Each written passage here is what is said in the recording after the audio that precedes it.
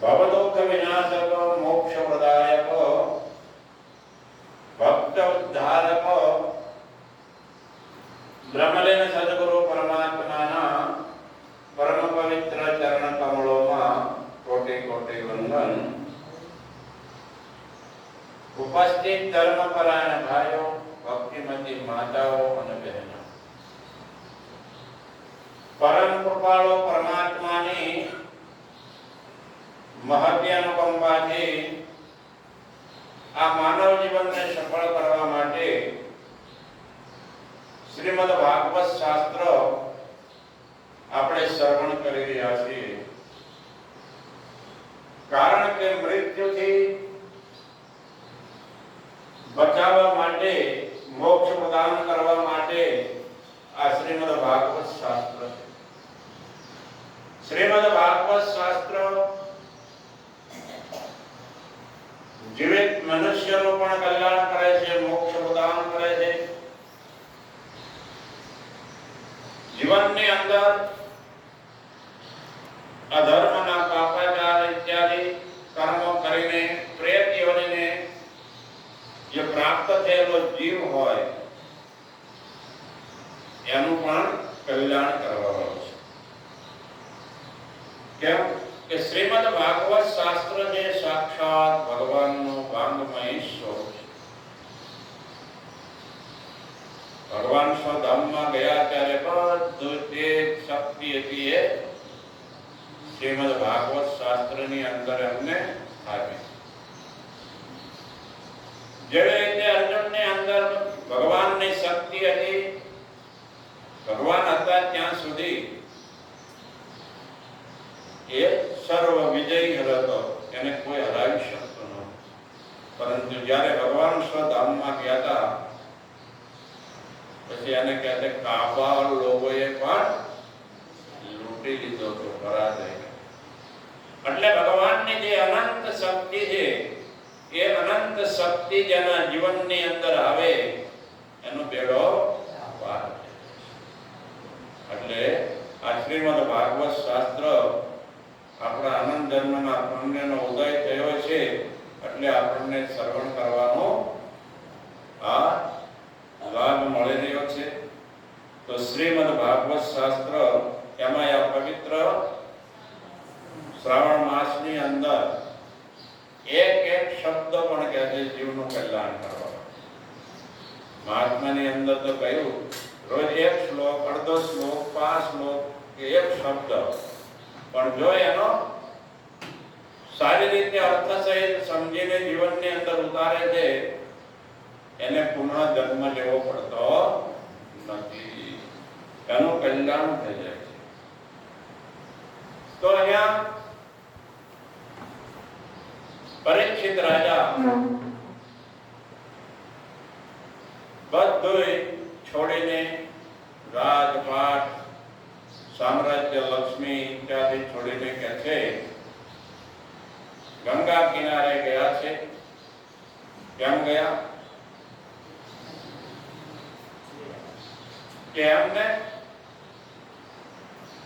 ઋષિનો શ્રાપ હતો. 7મા દિવસે તક્ષકના ગાવ છે, કરણ છે, તો મરી જશે.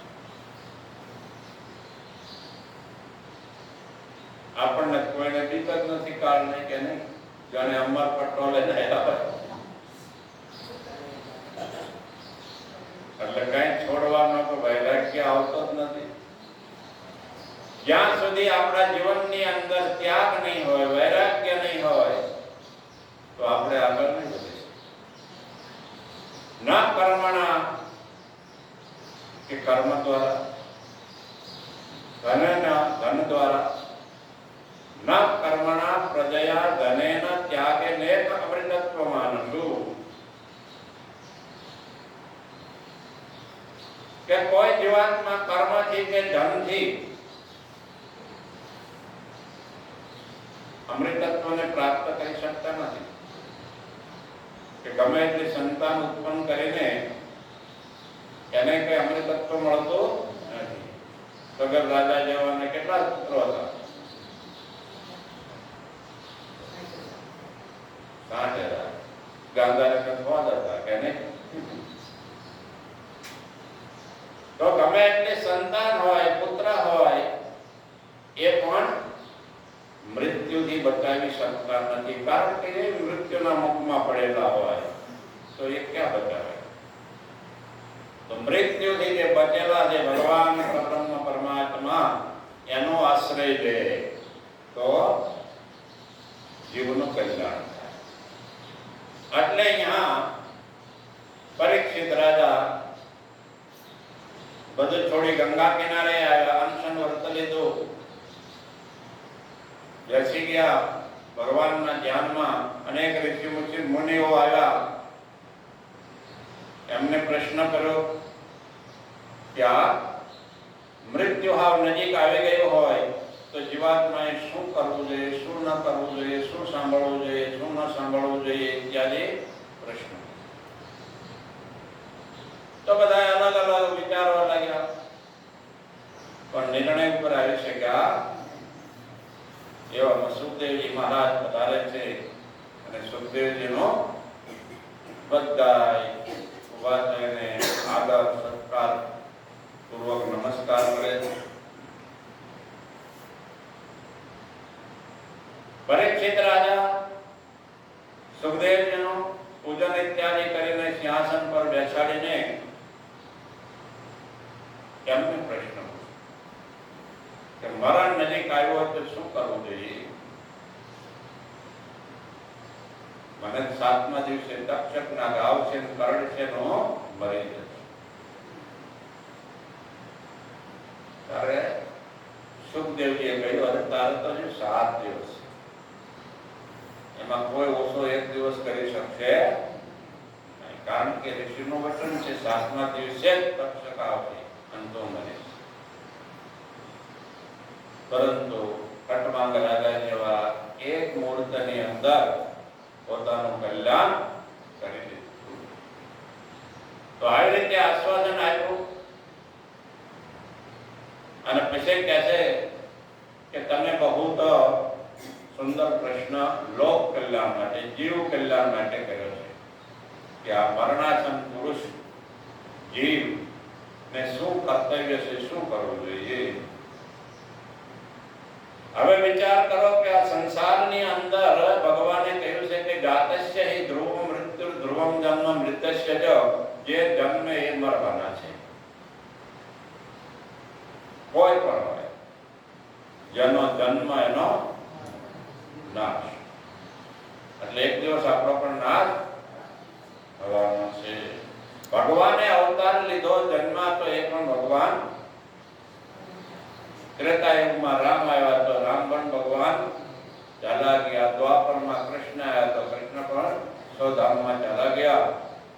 તો આપણે કયા ધામમાં જવું છે એ આપણે નહીં કહી શકતા. કે ભગવાનના ધામમાં જવું છે કે આપણે પછી ચોરાસીના ચક્કરના ફેરામાં જવું છે. તો અહીંયા ભગવાનને સુખદેવજી કહે છે, મતલબ ભગવાન સુખદેવજી કહે છે કે હે પરીક્ષિત, મન અને ઇન્દ્રિયોને જીતે નિગ્રહ કરીને ઓમકારનો જપ કરવો જોઈએ. ઓમકાર, ઓમકાર છે બીજ મંત્ર છે. કોઈ પણ મંત્ર, ઓમ નમો ભગવતે વાસુદેવાય, ઓમ નમઃ શિવાય ઇત્યાદિ બધાને આગળ શું લાગે? ઓમ. તો ઓમ એ સચ્ચિદાનંદ સ્વરૂપ છે.